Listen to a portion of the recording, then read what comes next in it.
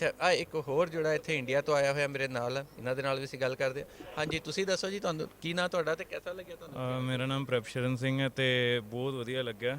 ਤੇ ਜੋ ਅਸੀਂ ਸੋਚਿਆ ਸੀ ਉਸ ਤੋਂ ਤੇ ਕਾਫੀ ਜ਼ਿਆਦਾ ਅੱਛੀ ਤਿਆਰੀਆਂ ਚੱਲ ਰਹੀਆਂ ਨੇ। ਤੇ ਪਾਕਿਸਤਾਨ ਜਿੱਥੇ ਜਿੱਥੇ ਜਾ ਰਹੇ ਹਾਂ ਉੱਥੇ ਹੀ ਪਿਆਰ ਲੱਭ ਰਿਹਾ, ਬਸ ਪਿਆਰ ਤੋਂ ਇਲਾਵਾ ਇੱਥੇ ਕੁਛ ਨਹੀਂ ਦਿਖਦਾ। ਮੈਂ ਜੋ ਪਹਿਲਾ ਕਦਮ ਰੱਖਿਆ ਸੀ ਪਾਕਿਸਤਾਨ ਦਾ ਉਦੋਂ ਤੋਂ ਲੈ ਕੇ ਹੁਣ ਤੱਕ ਰਿਕਾਰਡਿੰਗ ਕਰ ਰਿਹਾ। ਔਰ ਇਹਦਾ ਮੇਰਾ ਰਿਕਾਰਡ ਕਰਨ ਦਾ ਮਕਸਦ ਬਸ ਇੰਨਾ ਹੀ ਹੈ ਕਿ ਜੋ ਐਜ਼ ਅ ਐਵੀਡੈਂਸ ਲੈ ਕੇ ਜਾ ਰਹੇ ਹਾਂ ਕਿ ਬਿਕੋਜ਼ ਦੋ ਮੁਲਕਾਂ ਦੇ ਜੋ ਰਿਸ਼ਤੇ ਨੇ ਉਹਨਾਂ 'ਚ ਇਹੀ ਦਿੱਕਤ ਹੈ ਕਿ ਵਿਸ਼ਵਾਸ ਕਰਨਾ ਬੜਾ ਔਖਾ ਅੱਜ ਕੱਲ੍ਹ ਕੈਮਰਿਆਂ ਦੇ ਉੱਤੇ। ਅਤੇ ਐਜ਼ ਅ ਆਮ ਨਾਗਰਿਕ ਜੋ ਮੈਂ ਇੱਥੇ ਫੀਲ ਕਰ ਰਿਹਾ, ਮੈਂ ਰਿਕਾਰਡ ਕਰ ਰਿਹਾ, ਉਹ ਜਾ ਕੇ ਉੱਥੇ ਮੈਂ ਆਪਣਾ ਜਿੰਨਾ ਸਰਕਲ ਹੈ, ਜਿੰਨਾ ਦੇਸ਼ 'ਚ ਮੇਰੇ ਕੰਟੈਕਟਸ ਨੇ ਸਾਰਿਆਂ ਨੂੰ ਮੈਂ ਸ਼ੇਅਰ ਕਰਾਂਗਾ ਯੂਟਿਊਬ ਦੇ ਥਰੂ। ਅਤੇ ਇੱਥੇ ਦੀ ਰਿਐਲਿਟੀ ਮੈਂ ਉੱਥੇ ਸ਼ੋਅ ਕਰਾਂਗਾ।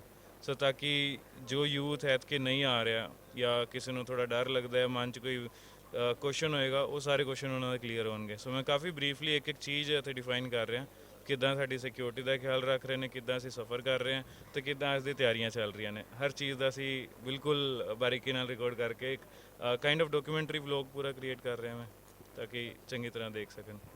ਤੇ ਤੁਹਾਨੂੰ ਕੋਈ ਇੱਥੇ ਆ ਕੇ ਕੋਈ ਦਿੱਕਤ ਜਾਂ ਕੋਈ ਫਰਕ ਲੱਗਿਆ ਪਾਕਿਸਤਾਨ ਤੇ ਇੰਡੀਆ ਦੇ ਵਿੱਚ? ਨਹੀਂ, ਫ਼ਰਕ ਤੇ ਬਸ ਉੱਪਰ ਲੈਵਲ ਦੀ ਸੋਚਾਂ ਦਾ ਲੱਗਿਆ। ਬਾਕੀ ਜਿਹੜਾ ਆਪਾਂ ਆਮ ਲੋਕ ਹਾਂ ਸਾਰੇ, ਉਹ ਤਾਂ ਬਿਲਕੁਲ ਡਿੱਟੋ ਕਾਪੀ ਸੇਮ ਆ। ਈਵਨ ਕਾਫੀ ਦੋਸਤ ਬਣੇ, ਉਹਨਾਂ ਦੀ ਕਾਸਟ ਸਾਡੇ ਜੋ ਭਰਾਵਾਂ ਦੀ ਕਾਸਟ ਹੈ ਸਾਰੀ ਸੇਮ ਹੈ। ਮਤਲਬ ਜੱਟ ਭਰਾ ਉੱਧਰ ਵੀ ਨੇ, ਜੱਟ ਇੱਧਰ ਵੀ ਨੇ, ਸੋਚ ਸੇਮ ਹੈ, ਹੱਸਣ ਦਾ ਤਰੀਕਾ ਸੇਮ ਹੈ, ਗੱਲ ਕਰਨ ਦਾ ਤਰੀਕਾ ਸੇਮ ਹੈ, ਇੱਕ ਦੂਜੇ ਨਾਲ ਮਜ਼ਾਕ ਕਰੀਦਾ, ਸਭ ਕੁਝ ਸੇਮ ਹੈ। ਮਤਲਬ ਕੋਈ ਡਿਫਰੈਂਟ ਨਹੀਂ ਹੈ, ਦੂਰ ਦੂਰ ਤੱਕ ਦੇਖੀਏ ਤਾਂ ਕੋਈ ਡਿਫਰੈਂਟ ਨਹੀਂ ਹੈ। ਸਿਰਫ ਇੱਕ ਡਿਫਰੈਂਟ ਸੋਚ ਦਾ ਜਿਹੜਾ ਬਣਾਇਆ ਗਿਆ ਲੋਕਾਂ ਦੇ ਵਿੱਚ ਉਹ ਹੀ ਹੈ ਬਸ, ਔਰ ਉਸ ਤੋਂ ਇਲਾਵਾ ਕੁਛ ਨਹੀਂ ਹੈ। ਤੁਸੀਂ ਦੱਸੋ ਜੀ ਤੁਹਾਡਾ ਕੀ ਨਾਂ? ਗੁਰਪ੍ਰੀਤ ਕੌਰ। ਅੱਛਾ ਤੇ ਗੁਰਪ੍ਰੀਤ ਕੌਰ ਤੁਸੀਂ ਵੀ ਇੱਥੇ ਨਾਲ ਵਲੌਗਿੰਗ ਕਰਦੇ ਰਹੇ ਹੋ, ਤੁਹਾਨੂੰ ਕਿਹਦਾ ਲੱਗਿਆ ਪਾਕਿਸਤਾਨ? ਮੈਨੂੰ ਬਹੁਤ ਵਧੀਆ ਲੱਗਾ ਆ, ਕਾਫੀ ਡਿਫਰੈਂਟ ਕਲਚਰ ਵੀ ਆ, ਪੀਪਲ ਸਾਰੇ ਨਾਈਸ ਨੇ, ਸਾਨੂੰ ਵਧੀਆ ਲੱਗਾ ਆ। ਸੋ ਸਾਨੂੰ ਇੱਦਾਂ ਆ ਕਿ ਦਿਨ ਘਟਦੇ ਜਾ ਰਿਹਾ, 14 ਦੀ ਸਾਡੀ ਵਾਪਸੀ ਆ। ਸੋ ਇੱਦਾਂ ਆ ਇੱਕ ਦਿਨ ਰਹਿ ਗਿਆ, ਥੋੜ੍ਹਾ ਜਿਹਾ ਹੈਗਾ ਵਧੀਆ ਆ।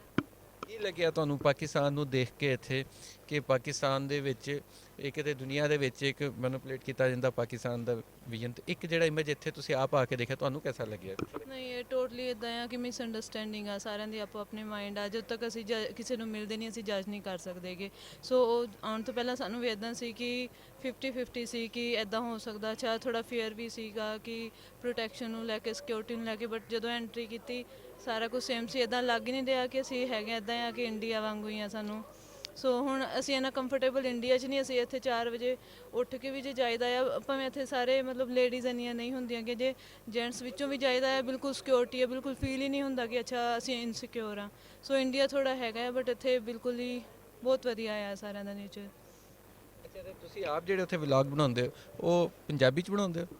ਹਾਂ, ਹਜੇ ਜਸਟ ਸਟਾਰਟਿੰਗ ਆ। ਸੋ ਮੇਰੇ ਸਿੰਘ ਸਾਹਿਬ ਬਣਾਉਂਦੇ ਆ। ਕਾਮਨ ਅਸੀਂ ਹਿੰਦੀ ਯੂਜ਼ ਕਰਨੇ ਆ ਤਾਂ ਕਿ ਜੋ ਟ੍ਰੈਫਿਕ ਹੈ ਉਹ ਲਿਮਿਟਡ ਪੰਜਾਬੀ ਨਾ ਰਹੇ। ਬਿਕੋਜ਼ ਸਾਡਾ ਫੋਕਸ ਹੈ ਕਿ ਉਹ ਲੋਕਾਂ ਤੱਕ ਜੋ ਨਹੀਂ ਕਨੈਕਟ ਥੇ, ਅਗਰ ਅਸੀਂ ਪੰਜਾਬੀ ਬੋਲਾਂਗੇ ਤੇ ਜਿਹੜੇ ਹਿੰਦੀ ਇੰਗਲਿਸ਼ ਵਾਲੇ ਨੇ ਉਹਨਾਂ ਨੂੰ ਸਮਝ ਨਹੀਂ ਆਏਗਾ।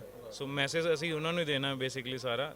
ਸੋ ਤਾਂ ਕਰਕੇ ਆਪਾਂ ਹਿੰਦੀ ਲੈਂਗੁਏਜ ਯੂਜ਼ ਕਰ ਰਹੇ ਹਾਂ। ਆ ਦੇਖੋ ਜੀ, ਇਹ ਤੁਸੀਂ ਦੇਖਿਆ ਇਹ ਵਲੌਗਰ ਜਿਹੜਾ ਇੱਥੇ ਆਇਆ, ਔਰ ਨਾ ਸਿਰਫ ਇੱਥੇ ਆਇਆ, ਸਿਰਫ ਦਰਸ਼ਨ ਦੀਦਾਰ ਕਰਨ ਹੀ ਨਹੀਂ ਆਇਆ, ਮੱਥਾ ਟੇਕਣ ਹੀ ਨਹੀਂ ਆਇਆ, ਬਲਕਿ ਇਹਨਾਂ ਨੇ ਪਾਕਿਸਤਾਨ ਦਾ ਪੂਰਾ ਇੱਕ ਇੱਥੇ ਇਹਨਾਂ ਦਾ ਕਹਿਣਾ ਕਿ ਅਸੀਂ ਜਾ ਕੇ ਡਾਕੂਮੈਂਟਰੀ ਵੀ ਤਿਆਰ ਕਰਾਂਗੇ, ਵਲੌਗ ਵੀ ਬਣਾਵਾਂਗੇ ਔਰ ਕਲੀਅਰ ਕਰਾਂਗੇ ਕਿ ਪਾਕਿਸਤਾਨ ਦਾ ਜਿਹੜਾ ਅਸਲ ਰੂਪ ਆ, ਪਾਕਿਸਤਾਨ ਦਾ ਅਸਲ ਚਿਹਰਾ ਵਾ, ਉਹ ਦੁਨੀਆ ਨੂੰ ਦਿਖਾਵਾਂਗੇ ਕਿ ਉਹ ਬਿਲਕੁਲ ਐਸਾ ਨਹੀਂ ਹੈ ਜਿਹੜਾ ਇੱਕ ਪ੍ਰੋਪੀਗੈਂਡਾ ਕੀਤਾ ਜਾਂਦਾ ਜਾਂ ਇੱਕ ਦੁਨੀਆ ਜਿਹਦੇ ਹਵਾਲੇ ਨਾਲ ਜਾਣਦੀ ਹੈ। ਪਾਕਿਸਤਾਨ ਬਹੁਤ ਖੂਬਸੂਰਤ ਮੁਲਕ ਆ, ਪਿਆਰ ਕਰਨ ਵਾਲੇ ਲੋਕਾਂ ਦੀ ਧਰਤੀ ਆ ਔਰ ਅਮਨ ਪਸੰਦ ਲੋਕਾਂ ਦੀ ਧਰਤੀ ਆ ਔਰ ਪੂਰਾ ਮਨ ਮੁਲਕ ਆ। ਔਰ ਇਹਨਾਂ ਦਾ ਕਹਿਣਾ ਕਿ ਅਸੀਂ ਜਾ ਕੇ ਇਸ ਚੀਜ਼ ਨੂੰ ਚੰਗੀ ਤਰ੍ਹਾਂ ਦੁਨੀਆ ਦੇ ਸਾਹਮਣੇ